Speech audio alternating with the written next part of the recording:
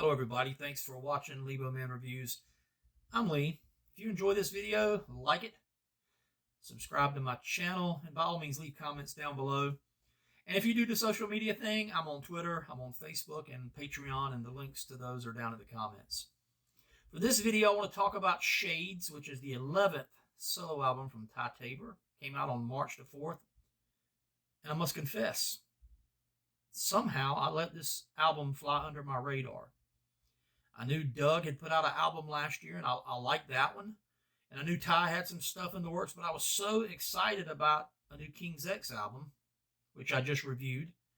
You can go back and watch that video if you want to see my thoughts on that. But I was so absorbed with new King's X, waiting for it, listening to the tracks that they released, that somehow I just ignored this album.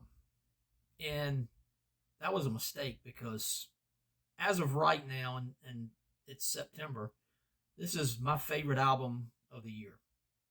There is a cohesion here that's missing from the new King's X. But that makes sense, and that's not a bad thing. With King's X, you have three different guys that write. That particular album, all three of them are singing quite a bit, so there's going to be different vibes and different feel on that one. This sounds like an album that was meant to be played from start to finish. Back in the 80s when I was a teenager, this is the kind of album I would have run down to Record Bar at Terrytown Mall in Rocky Mount, North Carolina, and bought it on cassette, popped it into cassette player, listened to side A all the way through, flipped it over, listened to side B all the way through, and then did it again. I wouldn't have skipped over any of these songs. Like I said, there's a thread running through all of them lyrically and musically. This is streamlined, catchy, guitar-driven rock music. It's got Ty's Beatle-esque melodies and harmonies and background vocals. And you've got that trademark guitar tone that Ty Tabor is known for. I would imagine that he's using that Fender Stratocaster Elite on quite a bit of this, and he's running it through that Lab Series L5, because this is early King's X guitar tone, especially on some of the solos. And let's just be honest, Ty has never done a bad solo, but it's got everything you've come to expect from Ty Tabor. It's really interesting because, like I said, it's streamlined, it's catchy. There are moments where it sounds like late 80s alternative rock, but especially early 90s power pop, and that's the word I would use to describe it. Just kind of going through each one of these songs, there's 10 songs. Unless you get the CD or digital download, then you've got 3 bonus tracks. And I'm just going to give you real brief thoughts on each one of these. The first 4 are trademark 90s power pop. This is the kind of stuff that was on the radio and MTV back in the day. First track, Come Home, reminds me of Super Drag. If you remember those guys, Sucked Out. It's kind of almost has a punk vibe to it. And Ty kind of pushes his voice almost to the breaking point. Kind of the way John Davis used to do in Super Drag. The next 2 are Shallow and Your Fantasy, and they remind me a lot of Collective Soul. They got that kind of vibe. What You're Thinking, track 4, almost reminds me of the Gin Blossoms. It's not quite as jangly, but it like I said, it's a 90s power pop, 90s alternative rock. Track 5 is Sister Genocide, and this is a little more darker. This is more like the King's X that we're used to. Best Day in a While right now is my favorite track on the song, and it's very melancholy given the subject matter. Ty said he wrote some of these songs after his father died, and this song sounds like he's talking about losing a loved one. But even though it's kind of melancholy, it's upbeat.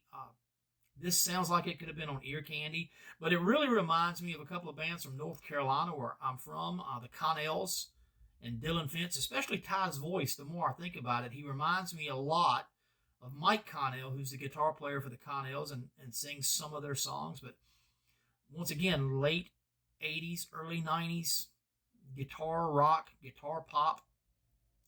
It goes into Insane, which has that Super Drag kind of vibe. It's kind of frenetic, and Ty pushes his voice almost to a breaking point. And it's got a really cool change, about 1 minute and 30 seconds, where it goes slow and does some really interesting stuff. The next track, One Drop of Water, got some really nice acoustic tones. And this one, and this is not an insult because I like these bands, but this one almost has a Third Eye Blind or Verve Pipe vibe to it. Once again, and I keep saying this, but it's got that early to mid 90s power pop, alternative, college rock, whatever you want to call it. It's almost like jumping in a time machine. The next track is Doesn't Linger. It's got some really weird stuff going on at the end of the verses. It just stops and you have some noises. You have some birds tweeting. But this is just dreamy guitar pop with the vocals and the guitar. It's got some really cool bass guitar lines in it. And Ty has a couple of solos that offset each other and they're dueling each other. And it's just classic Ty Tabor. Leaves Falling Down is another power pop rocker.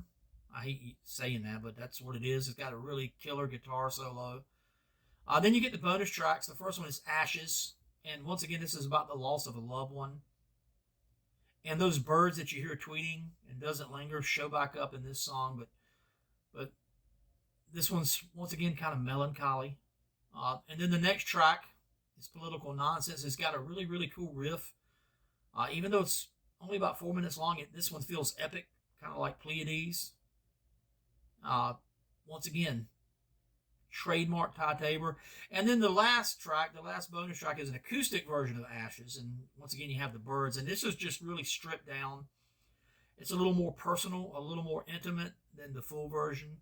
But this album, once again, I'm ashamed that I missed it back in March. And it's taken me this long to really dive into it. Just after listening to it for a few weeks, like I said, it's right at the top of my list of my favorite albums of 2022. And this is not a slam on the King's X album, but I like it better than the King's X album. It was just a refreshing surprise. I'm 52 years old, and listening to this made me feel like I was back in my mid to late 20s. Made me feel like I felt back in the 90s.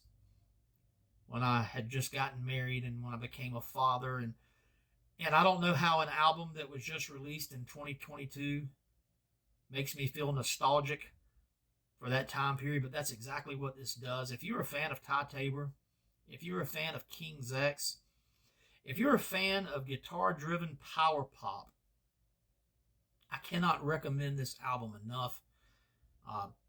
I'm trying to remember to do 5-star ratings, up to 5 stars, and this is definitely a 5-star rating. This is one that I would say if you're a fan of this kind of music, you need to go out and buy this one. If you've heard it already, and maybe you have, if you're a King's X fan, you probably did better than I and listened to this when it first came out. Let me know what you think about this one down below. As always, I appreciate you taking the time to watch. I'm Lee, and I'm done.